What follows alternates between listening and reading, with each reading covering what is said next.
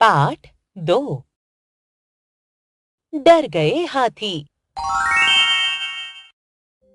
जंगल में अत्यंत शक्तिशाली हाथियों का एक झुंड रहता था। वे अपनी मस्ती में पूरे जंगल में घूमा करते थे। वे अपने सामने किसी भी जानवर को कुछ नहीं समझते थे, इसलिए अधिकतर जानवर इनसे डर के मारे दूर ही रहते थे। इन बलशाली हाथियों से सभी जानवर डरते थे। एक बार जंगल में कई महीनों तक वर्षा नहीं हुई। सारे तालाब और नाले सूख गए। हाथियों को यह देखकर चिंता होने लगी। वे सोचने लगे कि अब उनका काम कैसे चलेगा, क्योंकि उनके बच्चों को नहाने व पीने के लिए तो बहुत सारे पानी की आवश्यकता होती है। इसीलिए वे अपने राजा के पास गए। उन्होंने उससे कहा कि वह हमारे लिए कोई व्यवस्था करे। हाथी राजा को याद आया कि जंगल में एक ऐसी झील है जिसका जल कभी नहीं सूखता। धरती का ताजा पानी हमेशा उसे भरता रहता है। यह जानकर पूरा झुंड बहुत खुश हुआ। सभी उस झील को देखने के लिए उत्सुक हुए। वे सब झील की ओर चल दिए। अगले दिन सुबह वे सब उस झील के पास जा पहुँचे। पानी देखते ही वे सब दीवानों की तरह उस ओर लपके। झील के किनारे की दलदली भूमि में बहुत से खरगोशों के बिल थे।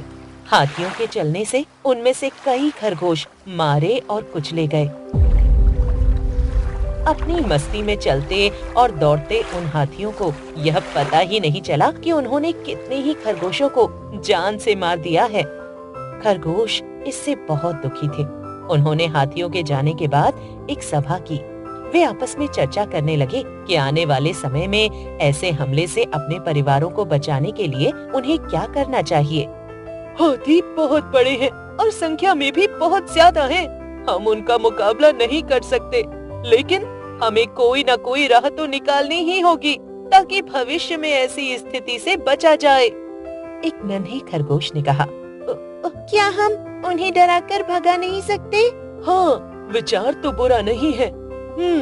मुझे जरा सोचने दो। एक बूढ़े खरगोश ने कुछ सोचते विचारते हुए कहा। फिर वह बोला, पता है, हाथी ताकतवर होने के बावजूद थोड़े मूर्ख किस्म के जानवर होते हैं। उन्हें जो भी कहा जाए ये उस पर विश्वास कर लेते हैं। इसलिए हम उनके साथ एक चाल चलेंगे। उसके लिए क्या तुम सब तैयार हो? खरगोशों ने स्वीकृति में अपने सिर हिलाए। तो सुनो, हम लोगों में से एक खरगोश दूत बनकर उनके पास जाएगा। हम कहेंगे कि हमें हमारे महाराज चंद्रमा ने भेजा है। वे उस झील के स्वामी हैं। चंद्रमा ने हाथियों को संदेश दिया है कि वे अगर अपनी जान बचाना चाहते हैं तो आज के बाद दोबारा कभी झील की ओर न आए, वरना उनकी खैर नहीं। योजना के अनुसार एक खरगोश पहाड़ी पर चला गया और हाथियों के झुंड के आने का इंतजार करने लगा। ज्यों ही शाम का समय हुआ, हाथियों का झुंड आ पहुंचा।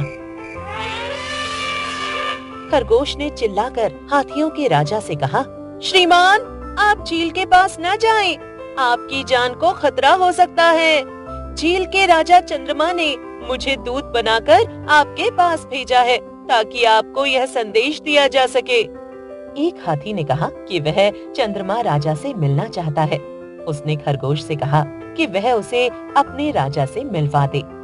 रात गहराने लगी तो खरगोश हाथी को झील के पास ले गया। झील के पानी में चंद्रमा की परछाई दिखाई दे रही थी। हाथी ने उसे खरगोशों का बलशाली राजा समझ लिया। उसने डरकर चंद्रमा को नमस्कार किया और फिर कभी झील पर नहीं आने का वचन दिया। पाठ 3।